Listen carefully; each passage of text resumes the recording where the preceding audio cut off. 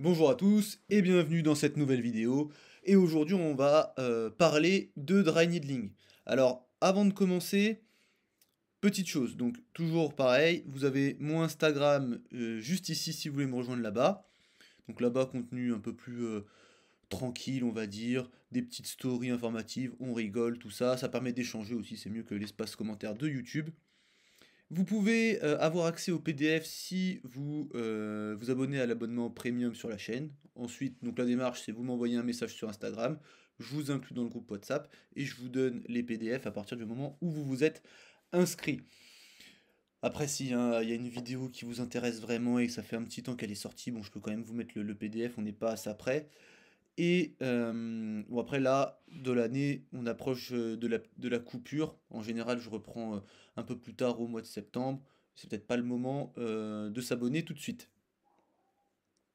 Donc aujourd'hui, on va parler, comme je vous disais, de dry needling. Alors première chose, déjà, si tu as cliqué sur la vidéo parce que tu veux, parce que justement ta croyance c'est que le dry needling c'est nul, bah, c'est déjà très bien. Mais si tu as cliqué sur la vidéo parce que le titre t'a fait mal et que justement tu veux voir ce que je vais dire dans cette vidéo, bah bravo à toi parce que c'est pas toujours facile d'aller voir quelque chose qui va contre sa croyance. Donc moi je vais t'exposer mon point de vue. Après le titre il est un petit peu provocateur, d'accord? J'avais déjà fait la même chose avec ce titre-là pour l'ostéopathie. Le but c'est d'être un petit peu piquant et donc attiré, mais après on va discuter de manière un peu sérieuse, un peu sourcée, et on va explorer un petit peu tout ça. Donc là, vu qu'on va parler de dry needling, je suis obligé de parler de points trigger, parce que vu que ça repose dessus le dry, bon bah je suis obligé de passer par ça. Donc vous avez le livre, donc ça c'est la dernière édition, il me semble, qui date de 2018. Voilà, vous avez le prix, différents prix sur internet, j'en ai pris un peu au pif. C'est un livre qui coûte cher, voilà, et qui vous montre, donc du coup, qui vous montre un petit peu les douleurs référées, tout ça, qui vous explique tout un tas de choses sur les points trigger. La nouvelle version, ce que vous pouvez, vous avez une différence entre, par exemple, ce que vous voyez là et ce que vous voyez ici. C'est quoi la différence? C'est que dans la nouvelle version, on vous indique plus les endroits des points trigger, on vous dit ils peuvent être partout. Voilà. C'est tout en fait ce que j'avais à dire sur ça. Donc si vous voyez si on vous présente en fait pendant vos cours ou pendant une formation des choses avec des points comme ça à certains endroits, bah faut vous dire que les personnes qui vous enseignent ça sont en retard. Alors après, voilà. Voilà. Vu que c'est pas non plus hyper carré tout ça, vaut mieux être en retard ou vaut mieux être en avance sur les choses pas carrées. Ça, je vous laisse répondre à cette question. J'ai pas la réponse, mais en gros, voilà. Donc on a des, bon, on va voir ce que c'est les points trigger. Hein, non, voilà, on va attaquer. Donc, on va faire des petits rappels. Le syndrome myofacial douloureux, c'est une affection douloureuse fréquente caractérisée par la présence de points gâchettes myofaciaux. Ensuite, on a une définition qui est la plus communément admise, qui est que c'est une zone hyper irritable située dans un muscle squelettique associé à un nodule palpable hypersensible au sein d'une bande tendue. Cette zone est douloureuse lors de la compression manuelle et peut provoquer une douleur référée caractéristique, une sensibilité référée, un dysfonctionnement moteur et des phénomènes autonomes. Voilà. Et donc là, une des choses intéressantes, c'est que bien que la palpation, ça représente l'étape essentielle pour identifier un point gâchette au cours du processus diagnostique, bah en fait on n'a pas de consensus parmi les cliniciens et les chercheurs concernant les critères de diagnostic ou de classification. Donc ça c'est un petit peu un problème, d'accord? Et donc la source la plus fréquemment citée pour le diagnostic des points gâchettes justement, c'est ce livre-là, d'accord, qui propose différentes recommandations pour chaque critère. Bon voilà, après ce qu'on peut voir nous, c'est qu'on a une étude Delphi qui nous dit qu'en gros on a un point gâchette si on a au moins deux critères parmi les critères suivants, parmi les trois ici, donc une bande tendue, une zone hypersensible et une douleur référée. Il semble que la douleur référée provenant d'un point gâchette myofacial puisse inclure différentes sensations sensorielles, telles qu'une douleur qui se propage vers une zone distante, une douleur profonde, une douleur sourde, des picotements ou une sensation de brûlure. Et donc du coup là, on va être un petit peu malicieux, j'ai envie de dire, et on peut se dire, est-ce que on peut pas confondre, par exemple, la palpation d'une bande tendue, d'une zone hypersensible ou d'une douleur référée avec la palpation d'un autre tissu que le tissu musculaire, par exemple un tendon, ok, au niveau du coude, qui serait douloureux et sur lequel on pourrait sentir une bande tendue, voilà, ou un ligament, pourquoi pas, ou alors même un nerf qui peut, voilà, on peut à certains endroits palper certains nerfs. La zone, elle peut être sensible si le nerf il est un petit peu irrité en ce moment. Ça peut donner une douleur à distance. Et pour le coup, ça peut même reproduire des picotements ou des sensations de brûlure, voilà. Donc, est-ce que vraiment, il peut pas y avoir on peut pas se tromper quand on fait notre palpation en fait, je suis sur du muscle qui est mon point trigger, mais en fait, non, peut-être je palpe un tendon qui est sensible, peut-être je palpe un nerf qui est sensible. Donc, voilà, c'est la question qu'on peut se poser, mais moi en tout cas, à chaque fois qu'on m'a présenté ça, on m'a jamais présenté ça comme ça. Moi, on m'a dit c'est le muscle, voilà, et on m'a toujours montré des techniques de palpation ultra précises. Oui, alors vous passez par là, clac, clac, clac, et là vous êtes sûr d'être sur ça.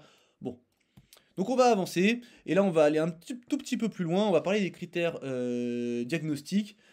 Et en gros, ce qu'il faut savoir, c'est que la littérature sur la palpation manuelle, dans le but d'identifier les points gâchettes, bah, ça n'a pas beaucoup évolué depuis la dernière grande revue.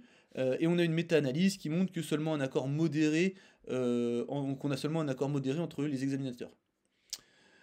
Cette littérature, elle est entachée de nombreux problèmes méthodologiques, en particulier l'utilisation de plans d'études de type cas témoin qui, en fait, bah, ça peut surestimer l'accord entre les examinateurs. Donc ça, c'est quand même une première chose importante à noter. Et donc ici, on a des résultats avec donc estimation d'un kappa à 0,452 pour l'accord inter-examinateur de la palpation manuelle des points gâchettes myofasciaux.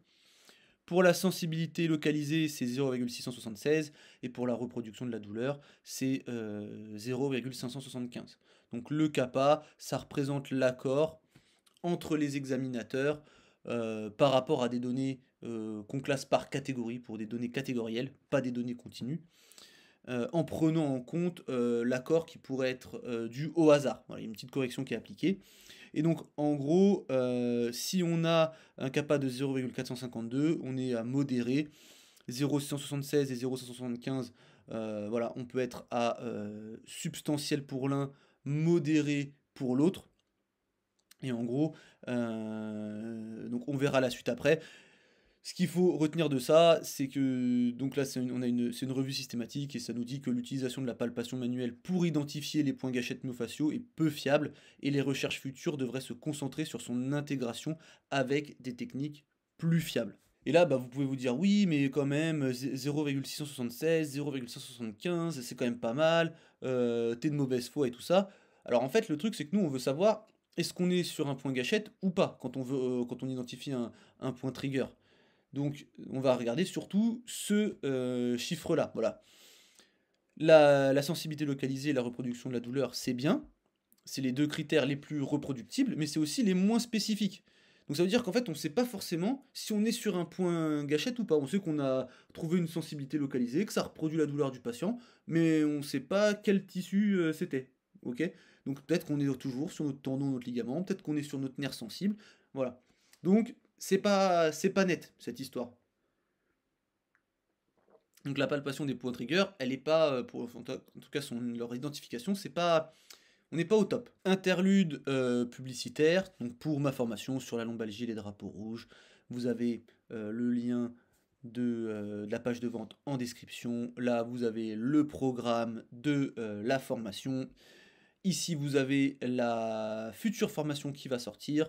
Et toutes les personnes qui auront acheté la première avant la sortie de la deuxième, bah, vous aurez un petit cadeau, on va dire, si vous voulez acheter la deuxième. Bien évidemment, rien ne vous y oblige. Et ensuite, vous avez cette vidéo qui vous explique pourquoi cette formation et surtout son contenu. C'est peut-être plus ça qui vous intéresse d'ailleurs. Voilà, le but c'est d'être le plus transparent possible sur le contenu pour que voilà, vous n'ayez pas de surprise. D'accord. Donc là, on va attaquer le dry needling. On est au tiers de la vidéo. Ah, j'ai même pas fait l'estimation du temps de la vidéo. Estimation du temps de la vidéo, 45 minutes, c'est plié. Donc on attaque le dry needling avec la première partie. Déjà, c'est le cadre légal. Donc les kinésithérapeutes peuvent pratiquer le dry needling dès lors qu'ils en ont acquis la compétence dans le respect des règles déontologiques de la profession. En conséquence, les kinésithérapeutes peuvent pratiquer le dry needling dès lors qu'ils en ont acquis la compétence et respectent les règles de sécurité et d'hygiène nécessaires à l'exercice de cette technique en conformité avec les dispositions du code de déontologie relatives à la qualité et à la sécurité des soins. Et là, j'aurais pu augmenter la taille du cadre. Il y a une chose qui est intéressante, c'est qu'il est par ailleurs rappelé aux professionnels qui ne peuvent pas se prévaloir d'une spécificité en dry needling. Voilà. Donc ça, c'est pour le cadre des kinés. Après, si vous vous baladez sur les réseaux, vous verrez des ostéopathes qui en font. Pour eux, c'est interdit parce que normalement, eux, c'est que des techniques manuelles. Voilà. Donc c'est pour ça. On peut se demander pourquoi je parle du cadre légal, mais en fait, c'est important. Je rappelle que c'est quand même important de connaître la loi, d'accord, par rapport à sa profession. Ensuite, alors c'est la vidéo qui va te faire économiser quand même un peu d'argent, si tu vas jusqu'au bout, ou qui va te faire réaliser que malheureusement t'en as peut-être perdu, non j'exagère, mais pas tant que ça. Donc le prix des formations, en fait voilà, donc en général j'ai vu c'est plutôt 2 fois 3 jours, voilà, et c'est entre 1500 et 1600 euros quoi on va dire, hein, grosso modo. Donc à moins que tu sois un kiné comme ça, bah, est-ce que ça vaut le coup? Donc là, il y a différents cas de figure. Soit tu veux pas la faire, donc tant mieux. Soit tu l'as déjà faite, tant pis. Soit tu te poses la question et à la fin de la vidéo, peut-être tu te poseras moins de questions. Bon, là, c'était le petit mème, tranquille, ok. Et après, on retourne dans le sérieux. Ah non, il y a effectivement ces deux vidéos-là. Ça, c'est des vidéos à voir pour apprendre un petit peu à se défendre par rapport au bullshit qu'on peut voir sur les réseaux. Pourquoi? Celle-là, c'est vraiment pour tout comprendre sur l'illusion d'efficacité de certaines thérapies, que ce soit des techniques qu'on peut voir en kiné, le cupping, le dry needling, toutes ces choses-là, l'ostéopathie, la chiropraxie, en fait, dans les soins musculo-squelettiques de manière générale. Et là, dans cette vidéo-là, c'est vraiment appliqué à tout ce qu'on peut voir sur les fascias, les chaînes myofasciales, les adhérences, tout ça. Et pareil, elle te fait économiser de l'argent par rapport à certaines formations ou du matériel que tu pourrais acheter pour travailler justement les fascias et les adhérences. Donc ces deux vidéos, la plus importante à regarder, ça serait celle-là en premier, mais tu vois que celle-là elle est sortie après celle-là. D'ailleurs, on voit qu'il y a beaucoup de vidéos qui sont sorties entre les deux. Donc moi, je te conseillerais celle-là et après celle-là. Donc le dry needling ou poncture sèche, c'est quoi? Donc bon, voilà, l'aiguillage à sec, c'est encore une autre manière de nommer cette pratique. C'est une technique utilisée pour traiter les points triggers et ça consiste à insérer une aiguille fine dans un muscle, voilà, dans le but de perturber mécaniquement le tissu musculaire et bien évidemment sans injection d'anesthésie. Comment ça fonctionne? Le mécanisme physiologique qui sous-tend les effets du dry needling reste à élucider. Mais il y a différentes choses qui ont été suggérées. Donc on a en gros le but. Donc alors il y aurait une action locale, une action centrale, avec le but, ce serait de restaurer l'homéostasie au niveau des points gâchettes, justement. Et ce qui entraînerait une réduction de la sensibilisation périphérique et centrale à la douleur. Au niveau central, le dry needling pourrait activer des mécanismes de contrôle descendant situés dans le cerveau ou la moelle épinière. On verra ça à la fin de la vidéo et je crois que j'en parle dans cette vidéo-là. Les vidéos que j'ai faites, voilà, elles s'imbriquent tous. Si vous tombez sur cette vidéo-là, je vous invite à en regarder d'autres. En fait, voilà, alors il n'y a pas forcément un ordre particulier. Moi, je vous fais des recommandations a posteriori, mais voilà, ça se complète à chaque fois. Il y a des choses sur lesquelles, des sujets que j'ai déjà abordés, des choses que j'ai déjà dites. Et donc du coup, voilà, je vous invite à regarder, s'il y a des thèmes qui vous intéressent, à les regarder. Il y a des vidéos où on parle plus de problèmes, par exemple en rapport avec les nerfs. Il y a des choses plutôt cas cliniques. Voilà, je vous invite à vous balader. Voilà. Donc là, on va voir, est-ce que ça fonctionne? Donc on a cette revue systématique et cette méta-analyse qui nous dit qu'on a des preuves de très faible qualité à qualité modérée, qui suggère que le dry needling pratiqué par des kinésithérapeutes est plus efficace que l'absence de traitement. Bon, ça ok. Le dry needling simulé ou d'autres traitements pour réduire la douleur et améliorer le seuil de douleur à la pression. Donc chez les patients qui ont des douleurs musculo-squelettiques sur une période de suivi dans l'immédiat à 12 semaines. C'est relativement court, hein, 3 mois. Des preuves de très faible à faible qualité qui suggèrent de meilleurs résultats fonctionnels avec le dry needling comparé à l'absence de traitement, bon ça toujours ok, ou au dry needling simulé, mais aucune différence sur les résultats fonctionnels lorsqu'on le compare à d'autres traitements de kinésithérapie. Et donc en gros ça nous dit que les preuves sur les bénéfices à long terme du dry needling sont actuellement absentes. Justement on va voir toutes ces petites choses. Une chose avant ça, parce que j'avais déjà fait un reel sur Instagram où j'étais pas tout seul, où on parlait de dry needling, et il y a quelqu'un qui m'avait contacté après ça et qui m'a dit ouais moi je serais chaud pour débattre du dry needling, et en gros bah, lui il voulait défendre le dry needling ça marche, et il m'a dit toi tu pourras défendre le dry needling ça marche pas.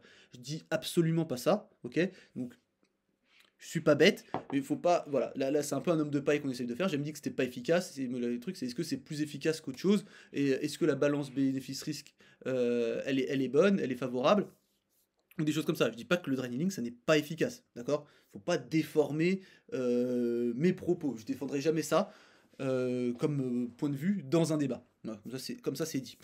Mise en garde, la qualité globale limitée et le nombre restreint d'études rapportant les effets du dry needling réalisées par des kinésithérapeutes, combinés à la forte hétérogénéité des résultats des méta-analyses, indiquent que les lecteurs doivent faire preuve de prudence dans l'interprétation de ces résultats. Mais en gros, si on regarde ça, bon, c'est pas trop mal pour l'immédiat, ok? On va regarder d'autres petites choses. Et on va même, en fait, on va raisonner tout au long de la vidéo sur ça. Donc voilà, de toute façon, vous avez compris le but, vous avez compris le sujet.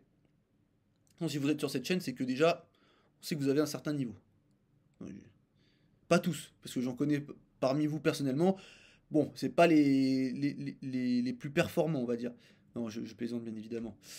Donc là, il y a une chose qui est importante, si on regarde ici, c'est que dans les effets immédiats, quand on regarde le dry needling, en fait c'est celui qui a le plus d'effets, c'est le plus balèze le dry needling, mais quand on regarde la proportion d'effets spécifiques et d'effets non spécifiques, ben, on a une très grande proportion d'effets non spécifiques, d'accord. Voilà, après la portion spécifique, bon bah voilà, comparé à du taping, bon bah c'est plus ou moins similaire. Peut-être l'exercice ici, il y aurait peut-être même un petit peu plus d'effets spécifiques. Alors on va pas rentrer dans les histoires de à quoi on compare, le placebo, tout ça. Là c'est illustratif. J'en parle dans cette vidéo, je vous la remets parce que cette vidéo-là, elle est vraiment importante. C'est une vidéo, franchement, on devrait la mettre en école de kiné, je trouve. En tout cas, moi, j'aurais bien aimé la voir. Ou à la sortie, pour justement se poser sur certaines choses et se dire, là, ok, je vais pas me faire avoir, j'ai des bonnes bases, je sais réfléchir sur certaines choses, j'ai une certaine... Enfin, pas réfléchir, j'ai une méthodologie pour discriminer quand on essaie de m'arnaquer ou quand c'est du bon. Et voilà. Là, on va regarder quelques études avec dry needling versus traitement manuel pour différentes parties du corps. Petite pause café. Donc, le dry needling et la thérapie manuelle des points gâchettes sont aussi efficaces l'un que l'autre pour réduire la douleur et améliorer la fonction à court et moyen terme chez les patients qui souffrent de douleurs musculaires chroniques du cou et du haut du dos. Ensuite, on va au niveau de l'articulation temporomandibulaire, et on a une étude qui montre qu'en cas de douleur musculaire de la mâchoire, la thérapie manuelle et le dry needling profond réduisent la douleur à court terme sans différence significative entre eux. Bien que la thérapie manuelle semble avoir la plus forte probabilité d'efficacité, bon voilà, ça c'est en plus, mais voilà, donc même efficacité. Donc là c'était des méta-analyses, ensuite là c'est des essais contrôlés randomisés, donc le dry needling et la pression manuelle entraînent des effets thérapeutiques à court et à long terme sur la douleur et la fonction. Le dry needling ne s'est pas révélé plus efficace que la pression manuelle dans le traitement des douleurs myofasciales du cou et de l'épaule. Et là, la combinaison thérapie manuelle plus exercice est supérieure au dry needling plus exercice pour réduire la douleur et le handicap et améliorer la fonction chez les patients avec cervicalgie mécanique à court et moyen terme. Donc là, en fait, qu'est-ce qu'on voit? On voit que le dry needling, ok, ça marche, mais bon, pas forcément mieux que le traitement manuel, finalement.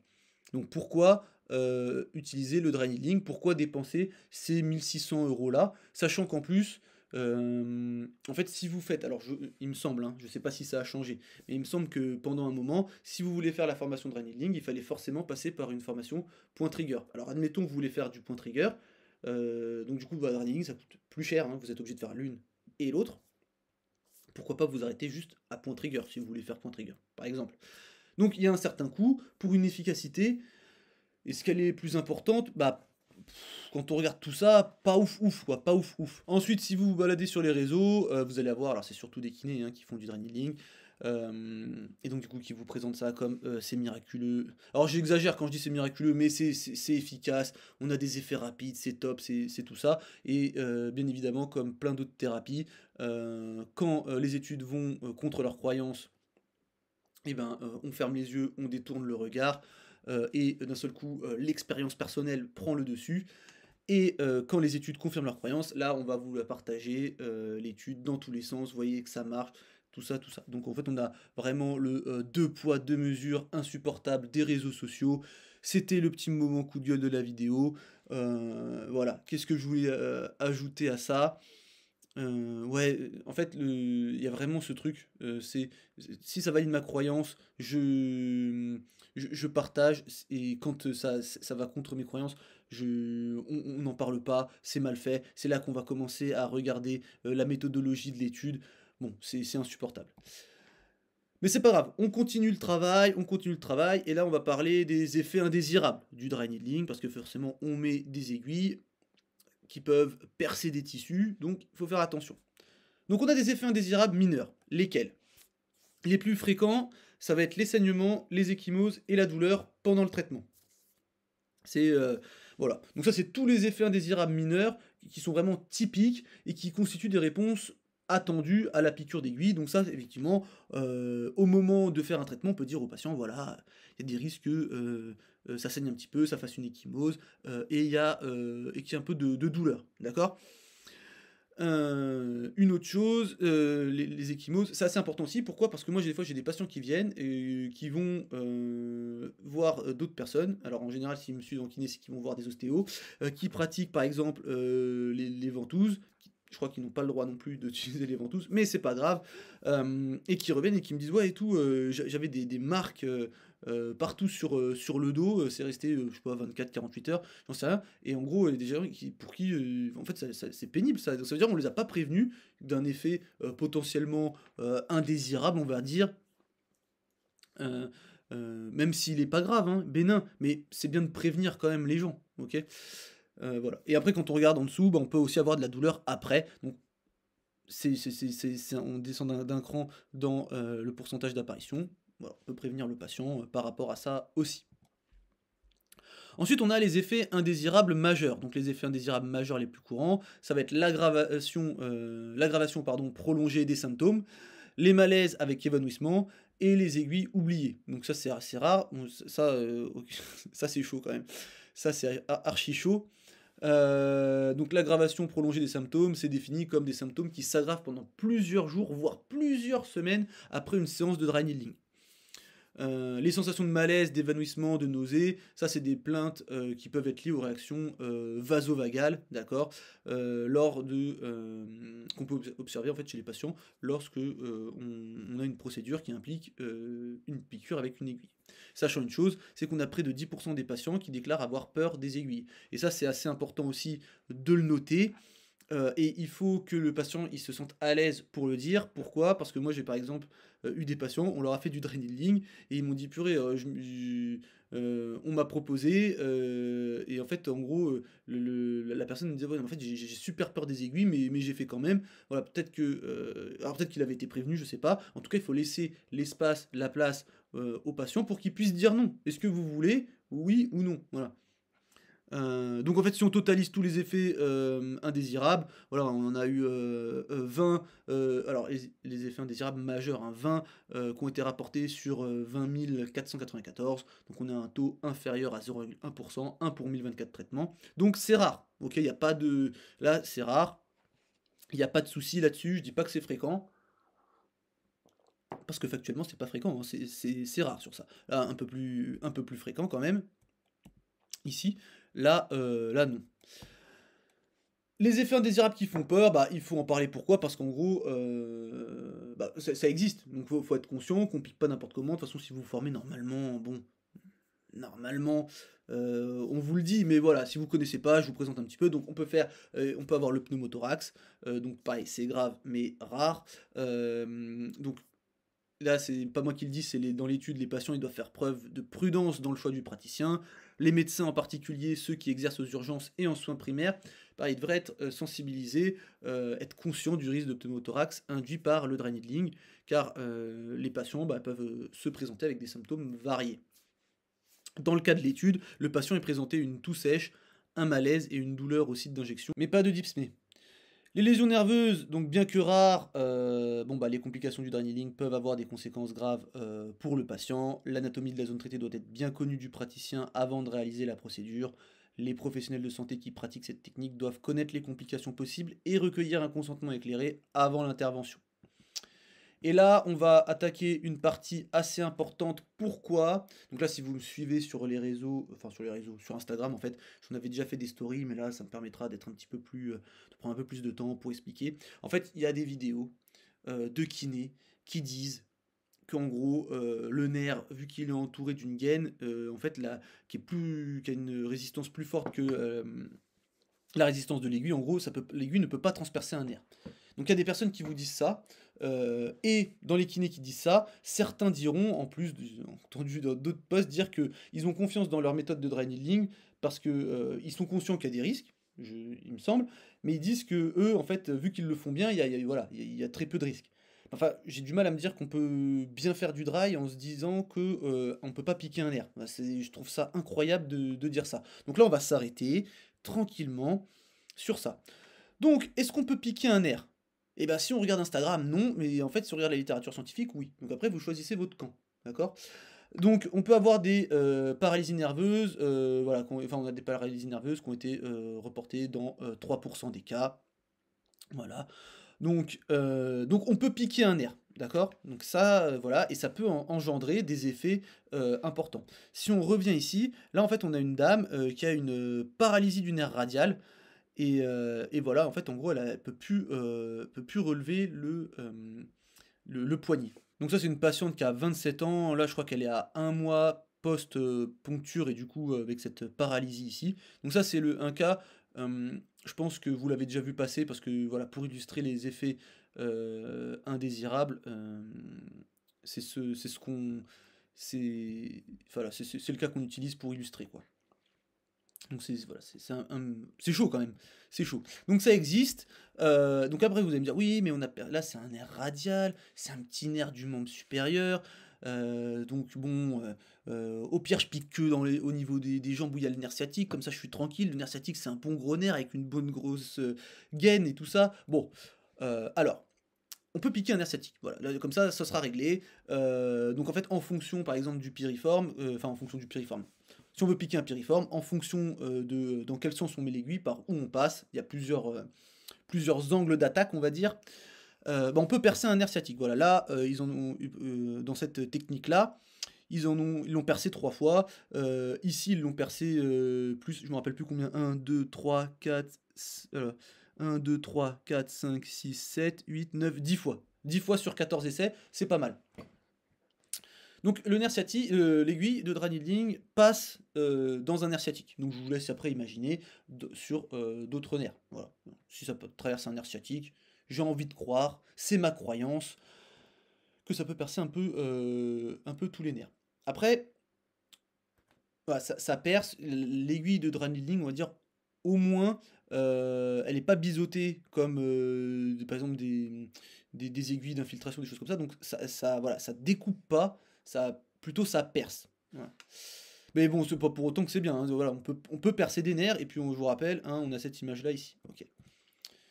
On a donc là toujours sur le piriforme, donc voilà, on vous dit que le dry needling du muscle piriforme, en particulier dans sa région médiale, c'est une procédure délicate en raison du risque élevé de ponction accidentelle du nerf sciatique. Donc, j'ai l'impression quand même qu'on a des ressources qui sont mises dans le fait de piquer avec des aiguilles de dry, mais pour pas percer les nerfs. Donc je me demande pourquoi on dépenserait des ressources pour... En fait, moi j'ai envie d'appeler les auteurs et leur dire, les frérots, c'est bien beau ce que vous faites, mais en vrai, vos aiguilles, elles peuvent pas percer les nerfs, donc arrêtez de dépenser des ressources pour ça, on peut faire autre chose. On va dépenser de la ressource pour faire autre chose. Moi, quand je vois Instagram, c'est ça que j'ai envie de faire, hein. J'ai envie d'appeler les auteurs et leur dire: «Non, mais vous vous inquiétez pour rien. La résistance de l'aiguille est pas assez forte pour percer le nerf». Bon, on rigole, mais en gros, voilà, donc on a une précision limitée qui soutient pas l'utilisation d'interventions guidées par la palpation dans cette région, et seules les interventions guidées par échographie sont recommandées à cet endroit, car c'est le seul moyen garantissant une procédure totalement sûre. Voilà, sur Instagram, toujours pareil, vous verrez des gens qui piquent des piriformes avec des aiguilles, sachant que c'est assez profond, donc c'est des belles aiguilles, hein. Ensuite, donc toujours dans cette histoire en fait qu'on a des personnes qui dépensent, qui font de la recherche qui dépensent des ressources pour rien. Bah en fait en gros il y en a quand même pas mal. Il y a tout un tas d'autres nerfs qui peuvent être percés. Donc on a donc ici c'est pour le supinateur. Donc pareil, c'est pour éviter par exemple tout ce qui va être nerf radial, voilà, et on vous dit hein, qu'il y a des effets indésirables majeurs qui peuvent arriver, neurapraxie, donc numbness, donc c'est des engourdissements, voilà. Ici, le risque, toujours pareil, de toucher un paquet neurovasculaire, avec les mêmes effets indésirables, mais cette fois-ci on est sur le, euh, le rond pronateur, donc peut-être plus nerf médian. Ici, c'est le carré pronateur, voilà, et toujours pareil en fait, hein, voilà, ça vous parle du nerf ulnaire, de l'artère ulnaire, voilà, donc du nerf médian, et même du paquet neurovasculaire interosseux antérieur, enfin voilà, tout un tas de choses qu'on n'a pas envie de piquer. Et du coup, on continue, là c'est pareil, ici, c'est pour donc éviter les risques d'atteinte nerveuse. Là, c'est le muscle iliaque, je crois. Voilà, hop. Donc là, on passe. Donc là, ici, on était sur le membre sup. Là, on revient sur le membre infime. Donc, au niveau de la poncture du muscle iliaque. Là, on a le nerf. Donc, ça parle de nerf tibial pour la poncture du muscle poplité. Et ici, pareil, donc les structures neurovasculaires, donc on a l'artère tibiale antérieure, on a les veines, on a le nerf fibulaire profond, l'artère tibiale postérieure, les veines, bon tout ça. Et là, donc c'est dans le dry needling du tibial postérieur. Voilà. Donc on voit qu'il y a quand même un risque. Là, on a parlé des nerfs. Mais les artères, ça se perce aussi, bien évidemment. Les veines, tout ça, bon, on peut un peu tout percer. Mais voilà, donc pour vous montrer que bah, c'est quand même une inquiétude parmi les chercheurs, et donc du coup, bah, il y a des ressources qui sont dépensées pour se dire bah, comment on peut piquer pour vraiment limiter le risque. Maintenant, on va voir, une fois qu'on connaît les risques, les bénéfices, bah, on peut appliquer ce qu'on appelle le modèle Bran, donc B pour bénéfice. Donc quels sont les avantages attendus de ce traitement? Donc là, si on est honnête, bah, on peut dire que ça peut réduire la douleur, que ça peut pourquoi pas améliorer les amplitudes, améliorer la fonction à court terme. Mais voilà, tout ça, il faut dire que c'est plutôt à court terme. En termes de risque, quels sont les effets indésirables ou inconvénients possibles? Bah là, on peut dire que oui, bah, il peut y avoir de la douleur pendant la poncture, des saignements, des ecchymoses. On n'est pas obligé de balancer non plus toute la liste des effets secondaires, de dire on peut percer des nerfs et tout ça. Comme on a vu, c'est rare. Pas non plus besoin de tout d'avertir sur tout.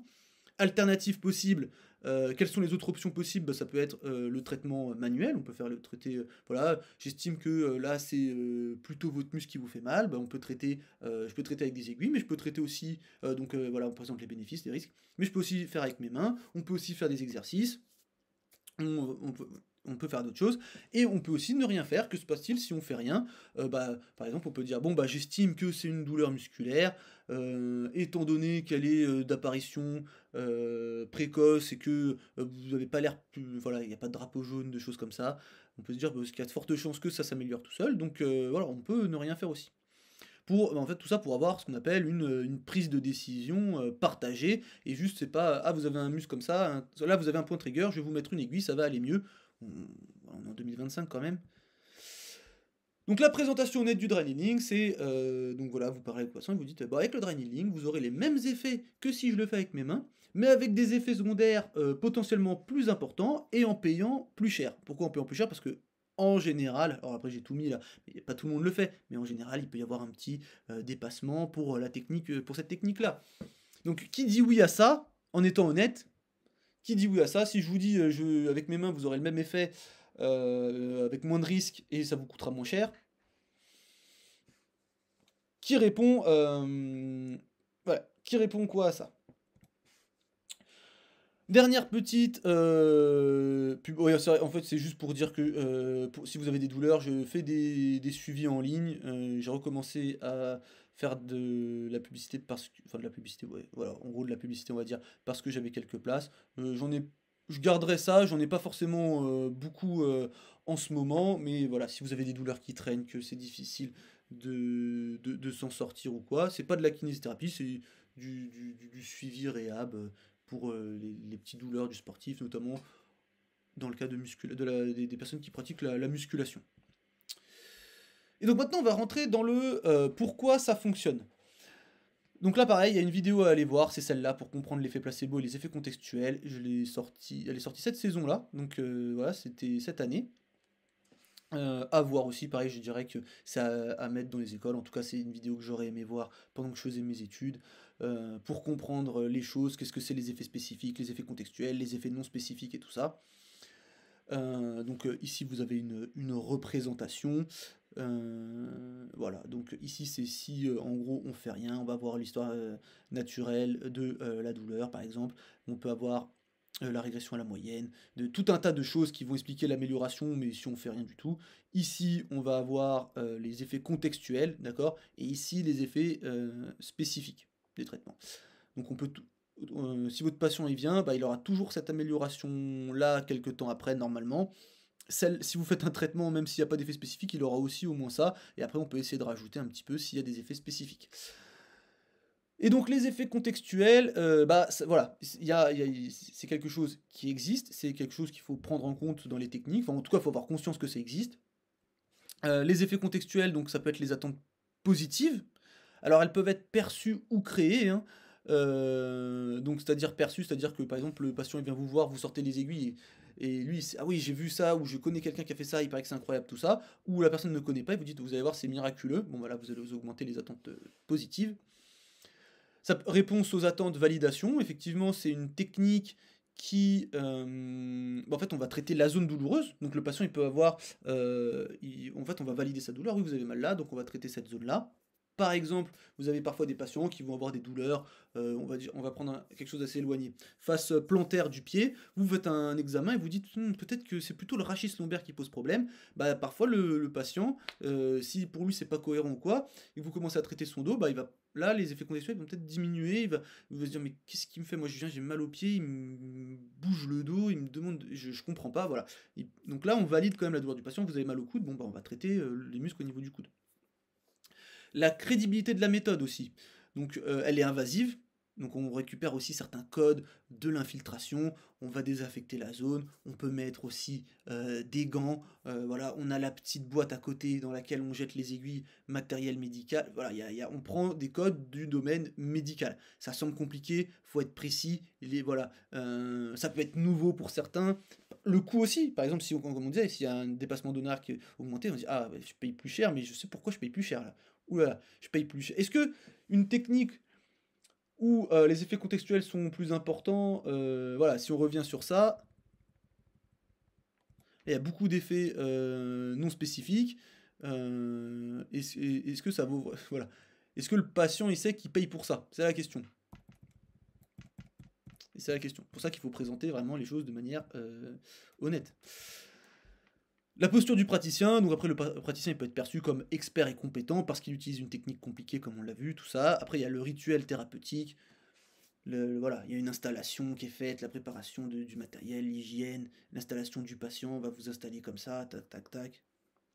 La réinterprétation des sensations. Ah, vous voyez, là, s'il y a un twitch, j'ai des gens qui disent, des formateurs, voilà, ils disent, voilà, s'il y a un twitch, c'est j'ai piqué pile dans le point trigger, nanana, donc vous voyez, là j'ai été précis, là c'est votre après on peut inventer n'importe quoi, vous avez vu le twitch, c'est votre muscle qui se relâche, voilà. Donc tout ça, ça peut expliquer pourquoi ça marche, mais sans. Voilà, ça peut. En fait, on peut attribuer tout ça. Pour là, il n'y a pas d'effet spécifique, hein. Là, c'est. Voilà, on crée des attentes positives. On fait. C'est du théâtre, en fait, entre guillemets. Ensuite, comment ça marche pour de vrai, entre guillemets, pour de vrai. Quels mécanismes peuvent expliquer que ça marche? Parce qu'on a quand même des... Parce qu'il y a quand même voilà, des choses qui... Voilà, ça diminue la douleur et tout ça. Et on a des mécanismes qui existent et qui peuvent expliquer.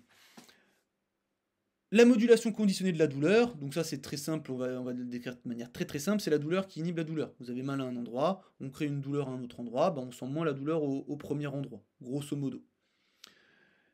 Alors là, je vais caricaturer, mais admettons, vous avez votre patient qui a des douleurs dans la fesse et qui descendent dans la jambe. Vous lui bourrinez cet endroit-là. Ok, donc on va dire les petits fessiers. Bah en fait, il va peut-être avoir, il va avoir de la douleur ici, il va peut-être plus sentir ici et il va moins sentir dans la jambe. Donc peut-être que la modulation continue de la douleur, ça peut diminuer. Alors là, c'est j'y caricature, hein, entre guillemets, ça peut diminuer la douleur référée.